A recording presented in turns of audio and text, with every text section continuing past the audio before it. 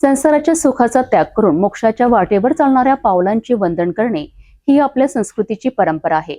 अमरावतीच्या श्री दादावाडी संस्थेत नुकताच असाच एक प्रेरणादायी सोहळा पार पडलाय। उच्च शिक्षण आणि करिअरच्या संधी सोडून आत्मकल्याणाचा मार्ग निवडणाऱ्या मुमुक्षू साक्षी कुमारी यांचा येथे भव्य अभिनंदन सोहळा संपन्न झालाय। भक्ती आणि वैराग्याने भरलेल्या या विशेष सोहळ्याचा आढावा बघूया या रिपोर्टमध्ये। अमरावती येथील श्री दादावाडी संस्था येथे मुमुक्षू दीक्षार्थी साक्षी कुमारी यांचा अभिनंदन समारंभ अत्यंत भावपूर्ण वातावरणात पार पडलाय। कार्यक्रमाची सुरुवात श्री पार्श्वजीन मंडळाने सादर केलेल्या आकर्षक स्तवनाने झाली आहे, ज्यामुळे संपूर्ण सभा भक्ती रसात न्हाऊन निघाली। कार्यक्रमाचे कुशल संचालन सुरेश मुनोत यांनी केलेत।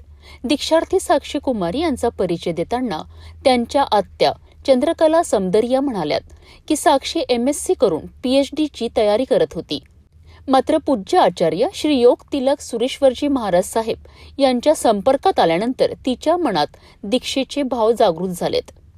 या प्रसंगी श्री दादावाडी संस्थान, श्री राजीबाई संस्था, जैन संस्कार युवा मंच आणि इतर अनेक धार्मिक सामाजिक संस्थांनी मुमुक्षूंचा सत्कार केला। दादावाडीचे अध्यक्ष भरत प्रकाशजी खजांजी आणि इतर मान्यवरांनी साक्षी कुमारी यांच्या वैराग्यपूर्ण निर्णयाची कौतुक करून त्यांना शुभेच्छा दिल्यात।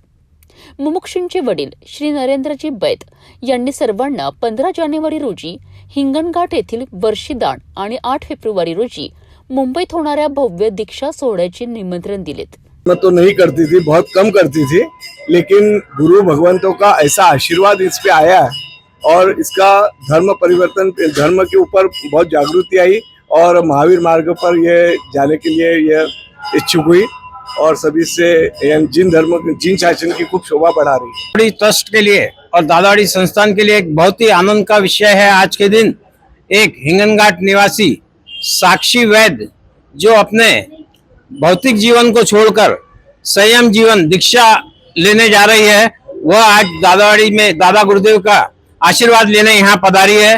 वह सुरेश बाबू समदड़िया परिवार की भांजी भी है और आज हमें दादावाड़ी संस्थान की तरफ से उस मुमुक्षु बहन के स्वागत करते हुए, अभिनंदन करते हुए बड़ा आनंद हो रहा है। और हम दादा गुरुदेव से विनती करेंगे, मंगल कामना करेंगे कि दीक्षार्थी बहन का भावी जीवन खूब धर्ममय हो, मंगलमय हो, वो धर्म के साथ जुड़ते हुए जैन धर्म की ज्यादा से ज्यादा प्रचार करते रहे और सुख शांति आनंद मंगल के साथ उसका दीक्षा जीवन रहे, यही शुभकामनाएं।